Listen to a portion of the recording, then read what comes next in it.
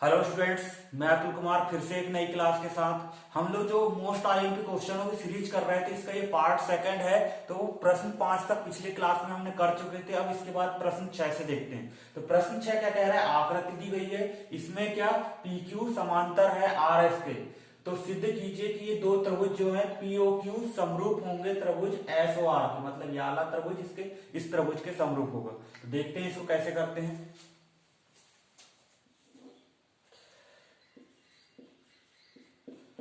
सबसे पहले हल लिखेंगे। यहां पे दिया है, क्या दिया है अपने पास, यहां पे दिया है PQ समांतर है किसके, RS के। ये दो रेखाएं, ये वाली रेखा और ये रेखा समांतर दी गई है। समांतर दी गई है तो इनके क्या कौन से कोण बराबर होंगे, एकांतर कोण और संगत कोण। तो यहां से एकांतर कोण की बात कर लें तो ये जो कोण है, कोण P, वो कोण किसके बराबर होगा, S के बराबर होगा एकांतर कोण के कारण। और कोण जो Q है, ये कोण किस कोण के बराबर होगा, R के बराबर होगा। तो यहाँ पे इसी चीजों का उपयोग करेंगे यहाँ पे। तो यहाँ पे समांतर दिया है और त्रिभुज कौन से ले लेते हैं, POQ और जिनको समरूप सिद्ध करना है SOR में। तो इनको समरूप सिद्ध करेंगे तो समरूपता की कंडीशन लगाएंगे। सबसे पहले इनके तीनों कोणों को या दो कोणों को बराबर कर देते हैं तो समरूप सिद्ध हो जाएंगे ये त्रिभुज। तो यहां देखो, सबसे पहले कोण P क्या पढ़ेंगे उसको, कोण OPQ बराबर आ जाएगा कौन सा कोण, OSR। ठीक है, फिर उसके बाद Q कोण, तो इसको पढ़ेंगे कोण PQO बराबर आ जाएगा कोण ये R को, तो SRO या ORS, कोण ORS। ये कोण किस कारण बराबर आएंगे, तो ये एकांतर कोण है, एकांतर कोण है, दोनों एकांतर कोण है। अब तीसरा कोण इसका, ये कोण इस कोण के बराबर होगा, किस कारण से बराबर होगा, शीर्षाभिमुख कोण के बराबर के कारण। तो यहां पे लिख देते हैं कोण POQ बराबर होगा कोण SOR के, किस कारण से, शीर्षाभिमुख कोण के, शीर्षाभिमुख कोण। जब ये तीनों कोण बराबर आ गए तो जो दोनों त्रिभुज है वे समरूप होंगे, किस कारण से होंगे, A समरूपता से। तो यहां पे लिख देते हैं त्रिभुज POQ समरूप होगा SOR किससे, A समरूपता से। इसके बाद इसका नेक्स्ट क्वेश्चन देखते हैं, क्या कह रहा है नेक्स्ट क्वेश्चन।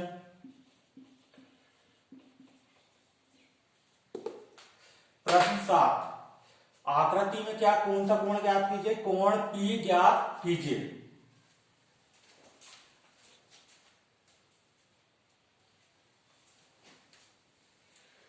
तो यहां पे कौन सी, सबसे पहले ये दो त्रिभुज दिए गए हैं ABC और इसको क्या पढ़ लेंगे RQP। इस त्रिभुज में ये भुजा दी 3.8, ये 3 करने 3, और ये नीचे वाली भुजा कितनी दी है 6। यहाँ पे कोण कितना दिया है 80, 60, और यहाँ पे भुजाएं दी है 6 करने 3 दी है, इसका मान 12 दिया और ये कितनी दी है 7.6। तो यहाँ पे इस कोण का मान ज्ञात करना है, कोण P का। तो देखो इसको कैसे करेंगे सॉल्व।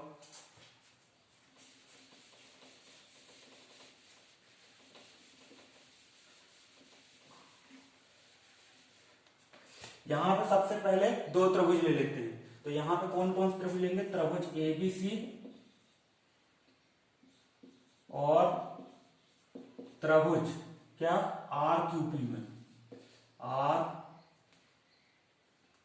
RQP में यहां पे भुजाओं का अनुपात निकालते हैं AB बटे, कौन सी भुजा आ जाएगी, यहां पे RQ लेना है ना कि RP। तो यहां AB बटे RQ, इसका अनुपात कितना होगा, AB का मान है यहाँ पे 3.8 और इसका मान कितना है 7.6। तो 3.8 बटे 7.6 दोनों कट जाएगा तो दशमलव से दशमलव कट जाएगा यहाँ पे, और 38 दूनी कितना होता है 76, तो यहाँ पे आ जाएगा ये 38 से कम 1 और ये 2, मतलब 1/2। इसी प्रकार दूसरी भुजाओं का अनुपात लेते हैं, तो यहाँ BC ले लेते हैं त्रिभुज ABC में। यहाँ पे कौन सी भुजा आएगी PQ, तो BC का मान कितना है 6 और PQ का मान कितना है 12, ये कट जाएगा 6 एकम 6 और 6 दूनी 12, तो यहाँ कितना आ जाएगा 1/2। फिर इसके बाद तीसरी भुजा AC भुजा, और यहाँ पे कौन सी भुजा होगी AC में PR या RP जिसको कहेंगे, तो इसको लिख देते हैं RP। तो यहाँ पे कितना कितना ये है 3 कर्णी 3 और ये कितना है 6 कर्णी 3, तो यहाँ पे देखो कर्णी 3 से कर्णी 3 कट जाएगा और 3 से 6 कटेगा 1 और ये 3 दूनी 6, तो अपने पास यहाँ पे भी कितना आ जाएगा 1/2। तीनों के अनुपात देखने से क्या मिल रहा है, तीनों में 1/2 आ रहा है, तो ये तीनों के तीनों ये जो अनुपात होंगे बराबर होंगे भुजाओं के, यहाँ पे लिख देते हैं, इसलिए AB/RQ बराबर होगा BC बटे किसके PQ के, और तीसरी भुजा AC/RP के बराबर होगा, तो BC/PQ बराबर AC/RP। ठीक है, यदि ये तीनों भुजाओं का अनुपात एक ही हो गया, मतलब समानुपात में आ गई, तो ये त्रिभुज दोनों क्या कहलाएंगे समरूप कहलाएंगे। तो यहाँ पे त्रिभुज ABC समरूप होगा त्रिभुज RQP के, किस कारण से SSS समरूपता से। यदि ये समरूपता की कंडीशन आप लोगों को पता नहीं तो इसके पिछली क्लास में हम लोगों ने पढ़ चुके हैं, मैं डिस्क्रिप्शन में लिंक दे दूंगा, तो वहां से आप लोग देख सकते हैं। ठीक है, यदि ये दोनों त्रिभुज समरूप आ गए, ये दोनों त्रिभुज, तो इनके कोण बराबर होंगे, मतलब इसका कौन सा कोण, इसका C इसके कौन से बराबर होगा P से, तो अपने को यहां लिख देते हैं, इसलिए कोण C बराबर कितना होगा कोण P। समरूपता से तीनों कोण भी बराबर हो जाते हैं, तो यहाँ पे कोण C, तो कोण C यहाँ पे कैसे कैसे ज्ञात करेंगे, जानते हैं त्रिभुज के तीनों कोणों का योगफल कितना होता है 180 अंश। पहला A कोण दिया 80 अंश, दूसरा ये कितना दिया B 60 अंश, और तीसरे कोण को यहाँ से ज्ञात करेंगे, तो कोण C बराबर कितना हो जाएगा, यहाँ पे कोण C बराबर हो जाएगा 180 अंश में किसको किसको घटा देंगे, कोण A और कोण B को, तो जहां लिख देते हैं कोण A ऋण कोण B, इनको घटा देंगे 180 में तो मिल जाएगा। तो कोण C बराबर 180 अंश, कोण A का मान कितना दिया है 80, और कोण B का मान कितना दिया है अपने पास 60, ये 60, तो यहाँ पे घटा रहे हैं 180, 80 और 60 कितना होगा, ऋण ऋण का धन होता है, तो यहाँ पे 80 और 60 हो जाएगा 140, मतलब ऋण का 140 अंश। 180 में से 140 घटाएंगे तो कितना मिल जाएगा, कोण C बराबर अपने को 40 अंश। अब जानते हैं कोण C बराबर कितना दिया है कोण P, इसलिए अतः कोण P बराबर कितना आ जाएगा 40 अंश। ठीक है, पहले त्रिभुजों को समरूप सिद्ध किए हैं, समरूप आ गए तो उनके तीनों कोण बराबर होंगे, और फिर त्रिभुज के तीनों कोणों के योगफल से इसका आंसर निकाल दिए हैं। इसके बाद अगला क्वेश्चन देखते हैं। अगला क्वेश्चन क्या कह रहा है, समलंब चतुर्भुज ABCD दिया है, जिसमें AB समांतर है किसके CD के है, और इसके विकर्ण AC और BD परस्पर कहां प्रच्छेद करते हैं, O पर प्रच्छेद करते हैं। तो दो त्रिभुजों की समरूपता कसौटी का प्रयोग करते हुए दर्शाइए कि OA/OC बराबर OB/OC। यहाँ पे ये पॉइंट को वो परीक्षा में नहीं भी दे सकता है, ये वाला पॉइंट, केवल इसका यहाँ पे विकर्ण प्रच्छेद करते हैं और दर्शाइए कि ऐसा भी दे सकता है। तो इसका प्रूफ देख लेते हैं कैसे करेंगे।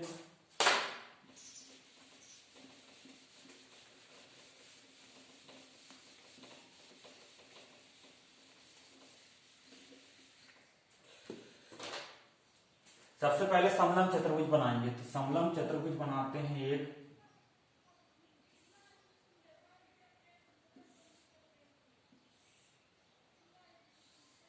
इस त्रिभुज का नाम दे देते हैं ABCD। तो यहां पे इस त्रिभुज का नाम दे देते हैं ABCD, जिसकी कौन कौन सी भुजाएं समांतर है, ये भुजा इस भुजा के समांतर है, AB इसके DC के समांतर है। यहाँ पे विकर्ण ये AC विकर्ण है और कौन सा विकर्ण है, BD। ये दोनों कहां प्रक्षेप कर रहे हैं, O पे। तो अपने को ये सिद्ध करना है। सबसे पहले जितना दिया है उसको लिखते हैं। हल दिया है यहां पे चतुर्भुज ABCD। कैसा चतुर्भुज है, समलंब चतुर्भुज है, तो इसको लिख लेते हैं समलंब चतुर्भुज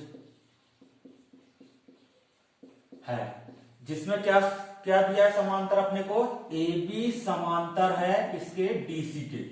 ये वाली भुजा ये समांतर दिया है। फिर उसके बाद कितना सिद्ध करना है और लिख लेते हैं यहां पे इसके विकर्ण। तो विकर्ण तथा विकर्ण कौन कौन से, AC और BD। AC और BD कहां प्रक्षेप करते हैं, O पे। तो AC और BD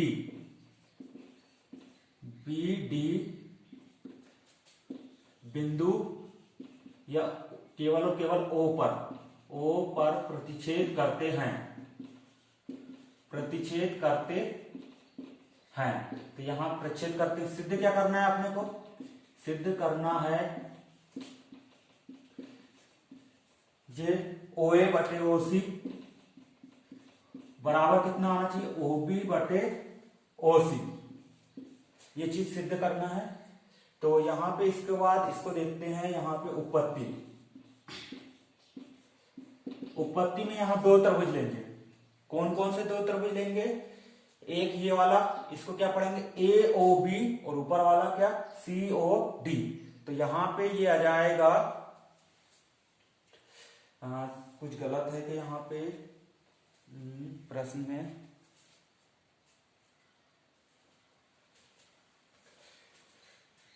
सॉरी यहां पे है कितना है OD सिद्ध करना है इसको।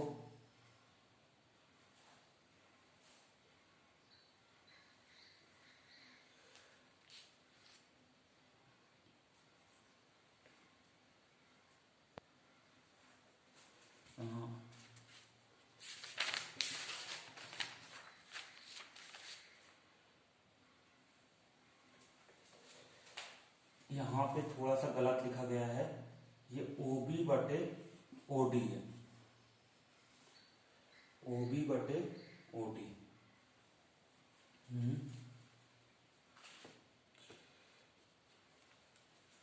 और ये OA बटे OC। तो इसके बाद देखते हैं यहाँ पे OA बटे OC बराबर OB बटे OC नहीं है, यहाँ पे कितना है OD है। तो अब इसके बाद आगे देखते हैं कौन कौन से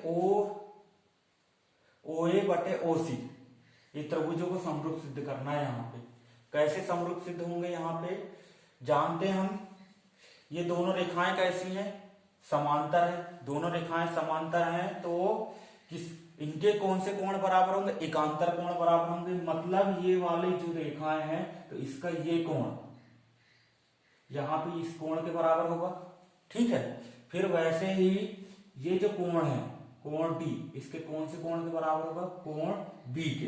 तो ये दो कोण बराबर हो जाएंगे तो अपने त्रिभुज कैसे होंगे, समरूप हो जाएंगे और सिद्ध हो जाएगा। तो यहां पे लिख देते हैं, सबसे पहले कौन कौन से त्रिभुज लेंगे, त्रिभुज AOB और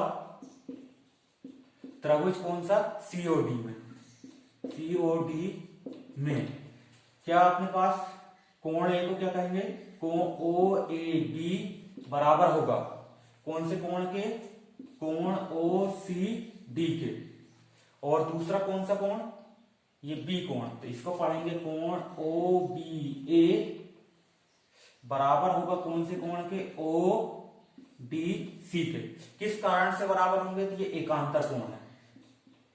क्यों, एकांतर कोण है और अपने पास कौन सी ये भुजाएं कैसी दी हैं, समांतर दी हैं। तो यहां पे लिख देना एकांतर कोण है, एकांतर कोण है। फिर इसके बाद ये जो कोण होगा इस कोण के बराबर होगा, किस कारण से बराबर होगा, शीर्षाभिमुख कोण के कारण। तो यहां लिख देते हैं कोण AOB बराबर होगा कोण COD के। शीर्षाभिमुख कोण के कारण, शीर्षाभिमुख कोण बराबर होते हैं क्या नहीं, तो यहाँ पे हो जाएगा, तो ये तीनों कोण बराबर हो गए, तो त्रिभुज क्या हो जाएगा यहाँ पे, समरूप, शीर्षाभिमुख कोण। तो यहां लिख देते हैं, इसलिए त्रिभुज कौन कौन से, ए और बी समरूप होंगे त्रिभुज किसके, सी और डी के। किस कारण समरूप होंगे, कौन सी कंडीशन लगेगी, तो ए समरूपता, तीनों कोण बराबर है, इसलिए यहां लिख देते हैं त्रिभुज सी ओ डी ए समरूपता से, इसलिए अपने पास इनकी भुजाएं अनुपातिक आ जाएंगी, मतलब ओ ए और किसका अनुपात, यहाँ पे ओ सी का अनुपात बराबर आ जाएगा किसका, यहाँ पे आ जाएगा ओ बी, ये ओ बी, और यहाँ पे किसका, ओ डी का अनुपात। यही सिद्ध करना था, छोटा सा क्वेश्चन है, बस समरूप सिद्ध करना है त्रिभुजों को, उससे किया जाएगा। ये किस कारण से आया, समरूप त्रिभुजों की संगत भुजाएं कैसा होता है, अनुपातिक होती है, तो यह समरूपता के गुणधर्म से ऐसा लिख सकते हो, या समरूप त्रिभुजों के गुणधर्म से।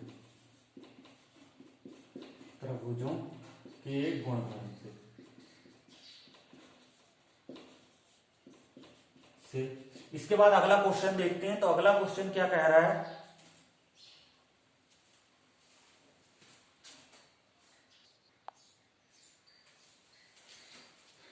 प्रश्न 9 क्या कह रहा है, लंबाई 6 मीटर वाले ऊर्ध्वाधर स्तंभ की भूमि पर छाया की लंबाई कितनी है, यहाँ पे 4 मीटर है छाया की लंबाई की है, जबकि उसी समय एक मीनार की छाया की लंबाई कितनी 28 मीटर है, तो मीनार की ऊंचाई ज्ञात कीजिए।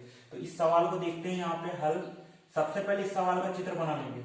मान लो एक स्तंभ है, ये एक स्तंभ दिया है अपने पास, और इसकी लंबाई कितना दिया है यहाँ पे 6 मीटर, ये इसकी स्तंभ की लंबाई कितना 6 मीटर, और इसकी छाया की लंबाई मतलब ये है, यहाँ पे कितने मीटर आ जाएगी, ये 4 मीटर दिया है। तो यहाँ पे ये बन गया उस, यहाँ पे कितना कोण, यहाँ पे कितने अंश का कोण बनेगा, यहाँ पे 90 अंश का कोण बनेगा, क्योंकि ये भूमि से टिका हुआ है। फिर अगला क्या कह रहा है, उसी समय, मतलब इसी समय एक मीनार है, यहां पे एक मीनार है, इसकी छाया की लंबाई, इसकी छाया की लंबाई कितनी दी है 28 मीटर दिया है। तो यहाँ पे ये मीनार की लंबाई या ऊंचाई ज्ञात करना है, मीनार की ऊंचाई ज्ञात करना है। तो यहाँ पे भी कोण कितने अंश का बनेगा, ये 90 अंश का। अब यहाँ पे उसी समय छाया बन रही है, तो यहाँ पे जो ये कोण होगा, कौन सा कोण, यदि ए बी सी, इसका नाम ए बी सी दे दे, और इस त्रिभुज का नाम क्या दे दे, पी क्यू आर, ठीक है। तो यहां पे जो कोण बनेगा, इस कोण को कौन सा कोण कहेंगे, ये जो कोण होगा इसको मान लो, जो भी कोण होगा मान लो x मान लीजिए, यहाँ पे भी ये कोण किस कोण के बराबर होगा, ये भी कितना होगा, x होगा। क्यों x होगा, क्योंकि यहाँ पे उसी समय पे छाया बन रही, मतलब सूर्य का उन्नयन कोण दोनों जगह एक समान होगा। यहाँ लिख लेते हैं सबसे पहले जो कुछ यहाँ बना है, या तो यहाँ पे माना कि क्या है, ए बी एक क्या है, स्तंभ है, जिसकी लंबाई कितना दिया है अपने पास 6 मीटर, जिसकी लंबाई 6 मीटर है। फिर उसके बाद और इसकी छाया की लंबाई कितनी दी, और इसकी छाया की लंबाई, किसकी लंबाई दिया है यहाँ पे, छाया की लंबाई, छाया को क्या कहेंगे यहाँ पे BC, तो BC बराबर कितना दिया है यहाँ पे 4 मीटर। फिर से इसको क्या मान लेते हैं, तथा, या पुनः ये क्या, यहाँ पे तथा ये क्या, PQ एक मीनार है, जिसकी ऊंचाई कितना मान लेते हैं, बराबर कितने h मीटर है।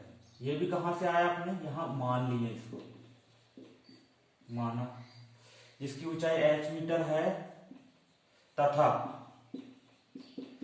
इसकी छाया कितनी लंबाई है, मीनार की छाया की लंबाई, मीनार की छाया की लंबाई कितना कहेंगे इसको, क्यू आर बराबर कितना, 28 मीटर। ठीक है, यहाँ पे ये दोनों कोण कितने अंश का है, 90 अंश का। तो कोण बी बराबर कितना लिख सकते हैं यहाँ पे, कोण क्यू बराबर कितना आ जाएगा, ये 90 अंश। इसी प्रकार कोण सी बराबर कितना आ जाएगा, कोण आर, तो ये भी कितने अंश आएगा यहाँ पे, इसको x मान लिए तो यहाँ पे ये कितना आ जाएगा, x होगा। मान लो मतलब दोनों कोण यहाँ पे कैसे होंगे, बराबर होंगे। ये दोनों कोण बराबर हैं तो यहाँ पे ये दो त्रिभुज कैसे हो जाएंगे, समरूप हो जाएंगे। तो यहाँ पे लिख देते हैं त्रिभुज ए बी सी समरूप होगा किस त्रिभुज के, त्रिभुज पी क्यू आर के। ये त्रिभुज किस कारण समरूप होंगे, ए समरूपता से, समरूपता से। तो यहाँ पे त्रिभुज समरूप हो गए तो इनकी संगत भुजाएं कैसी होंगी, अनुपातिक होंगी। मतलब ए बी बटे किसका अनुपात, पी क्यू का अनुपात बराबर किसके होगा, बीसी बटे किसके अनुपात के, क्यू आर के। तो बीसी बटे क्यू आर के। तो यहाँ पे ए बी कितना है 6, पी क्यू कितना है माने अपने यहाँ पे h कितना मान लिए इसको h। तो यहाँ पे बराबर बीसी कितना है 4 और यहाँ पे क्यू आर कितना है 28। अब यहाँ पे त्रिज्या गुणा करते हैं तो 28 का 6 के साथ गुणा हो जाएगा, कितना आ जाएगा यहाँ पे, तो यहाँ 6 गुणित कितना हो जाएगा 28 बराबर h का 4 के साथ गुणा होगा तो कितना आएगा 4h। अब यहाँ 4 का पक्षांतर कर देते हैं इधर, तो 6 गुणा 28 बटे कितना हो जाएगा 4। तो h बराबर कितना मिल जाएगा अपने को, 4 से 28 कितने 7 बार कटा और 7 का 6 में गुणा करेंगे तो 7 कितना होता है 42 बराबर h, या h बराबर कितना हो सकता है 42 मीटर। तो अतः मीनार की ऊंचाई कितना आ जाएगा अपने पास 42 मीटर है। उस चीज को लिख देते हैं, अतः मीनार की ऊंचाई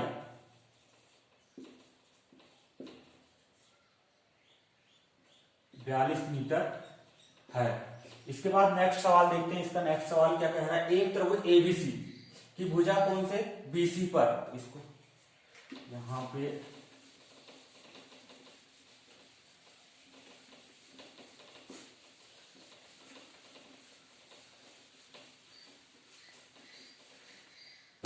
एक त्रिभुज है, यहां पे इस त्रिभुज का नाम क्या है ए बी सी। इसमें क्या है, बीसी भुजा पर एक बिंदु डी, मतलब यहां कोई बिंदु डी इस प्रकार है कि ए डी सी बराबर कोण बी ए सी। तो ए डी सी मतलब यहां पे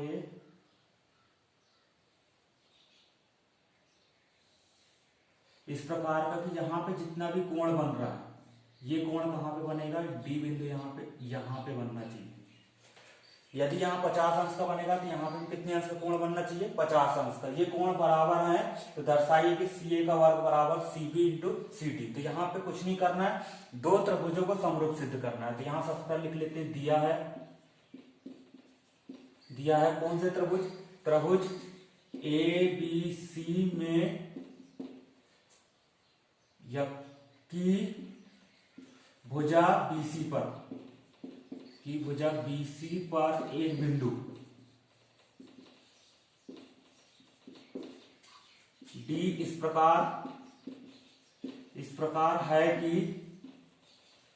कि कौन से कोण, कोण ए डी सी बराबर है अपने पास कौन सा कोण, कोण बी ए सी के, ये बराबर है। अब देखते हैं यहाँ पे सिद्ध क्या करना है अपने को, सिद्ध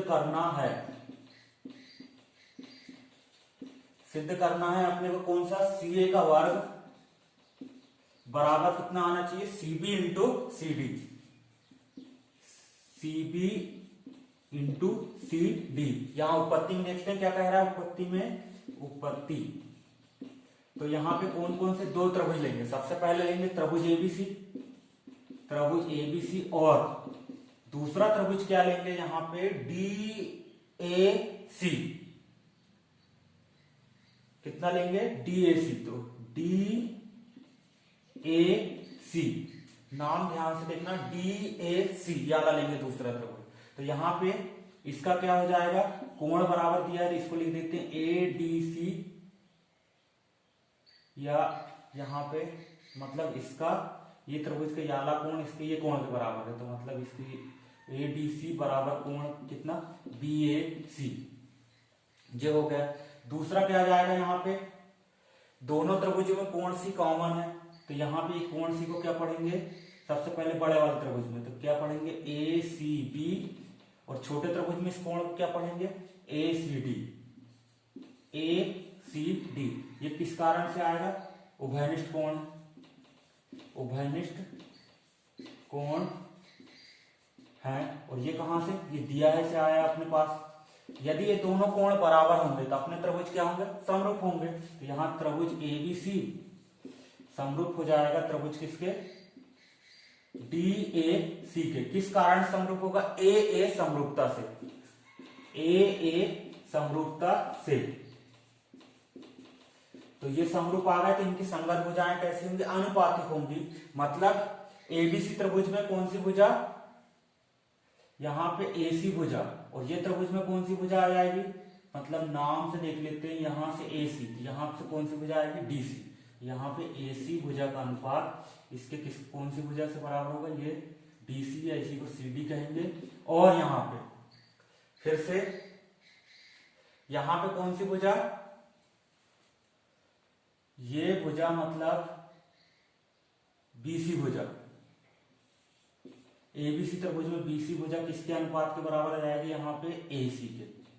तो फिर से एक बार देख लेते हैं, इसके नाम से देख लेते हैं, यहां सही समझ, AC यहाँ का लेना है तो यहां से भी DC ले लीजिए, फिर लास्ट में BC लेना है तो यहाँ पे भी कितना, ये AC, फिर यहाँ पे इन दोनों का तिर्यक गुणा कर लेते हैं तो AC का वर्ग बराबर कितना आ जाएगा, यहाँ पे जो सिद्ध करना था BC इंटू CD, या इसी को क्या लिख सकते हैं अपन CB इंटू CD, यही प्रूफ, यही आ गया। इसको क्या CB लिख देते हैं यहाँ पे, या यहाँ पे भी कितना लिख देते हैं CB, यही आ गया। तो आज की क्लास में इतना स्टूडेंट्स। यदि यह क्लास अच्छी लगी तो इसे लाइक और शेयर कीजिए और मेरे चैनल को सब्सक्राइब कीजिए। धन्यवाद।